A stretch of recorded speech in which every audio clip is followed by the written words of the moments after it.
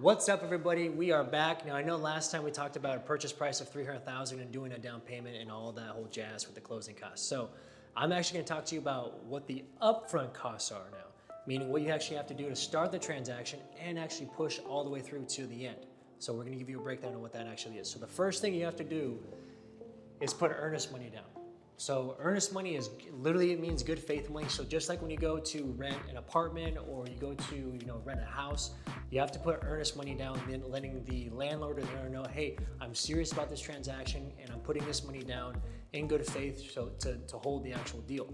Same thing was here. So usually standard is you want to put at least around 1 to 2% of whatever that purchase price is on the actual house. So at $300,000, just easy numbers, 1%, that'd be $3,000. Now, the earnest money that you put down, it also looks really good to buyers when you put more down, lets them know that, hey, they're really serious about this. They're putting, 2% or 3% down. They're more likely to incline, maybe even take your actual offer because they see that you have more financial stability, if you will, or more financial strength to actually put more money down on this actual deal, and you're less likely to back out if something were to go on. In addition to that, home inspection. So every house, starts their 10-day inspection period, after the day of acceptance. So this is when you're going to hire a home inspector. He's going to look up the entire property. He's going to look up the plumbing, the AC. He's going to look at the pool. He's going to look at all the plumbing fixtures, make sure everything's good and sound condition. Now, he gives you a general feel of the overall condition of the property, but he's no expert in each one. But it's always good to have a home inspection because you never know. The house may look great, but on the actual bones of it, it can be pretty bad when you get kind of into some things. And I've seen some transactions like that.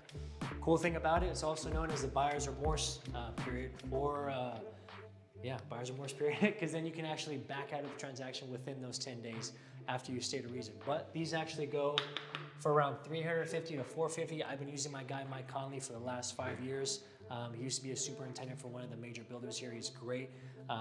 He has a really good system, a really good process, a really good layout of how he does things. Mike, if you're watching this, thank you so much for all your hard work, and thank you so much for always making my clients very happy. Lastly is your appraisal. Once you go through the home inspection period and you pass your 10 days and you figure out what you're going to request from the sellers, whether they're going to give you a credit or if they're going to actually make some of the repairs on their own, you're going to go through the appraisal. On average, I see that they are usually around $500. Some of them are $550. I've seen as high as $650, $700.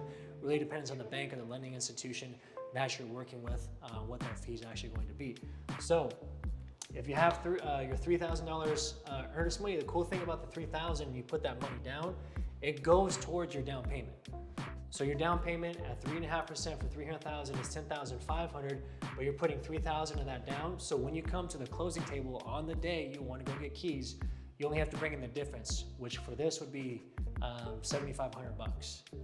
But if you do all the math here, $350 for the home inspection, $500 for the appraisal. So this is actually going to be minus, since you're already going to pay the difference of that, you're going to add these. Your total investment will be $15,850, but your total upfront cost will be $3,850. So your upfront cost, this is what you're going to do with the very next day, or usually within 24 hours after you have contract acceptance. You're going to have your home inspection within 10 days. You're going to pay $350 to $450. And then after your home inspection, you want to order the appraisal. It's usually around $500 for a total upfront cost of $38,500. And then you only have to bring in the difference of what this is going to be. This will be your number at the closing table. So I know it's a lot of information, guys, and it's going through a lot of numbers, but this is the stuff that I always like to break down in detail, for my buyers or for my clients. Why? Because it's important, it's necessary. I and other agents do this every single day, and we know that you don't.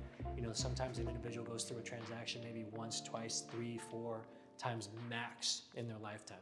So I'm always happy to explain this to you and give you a real good sense and give you good word value of what the process is and how to go about it. But if you have any questions, feel free to reach out to me at any point in time. Always happy to talk to you. So I'll talk to you soon, guys. Thank you.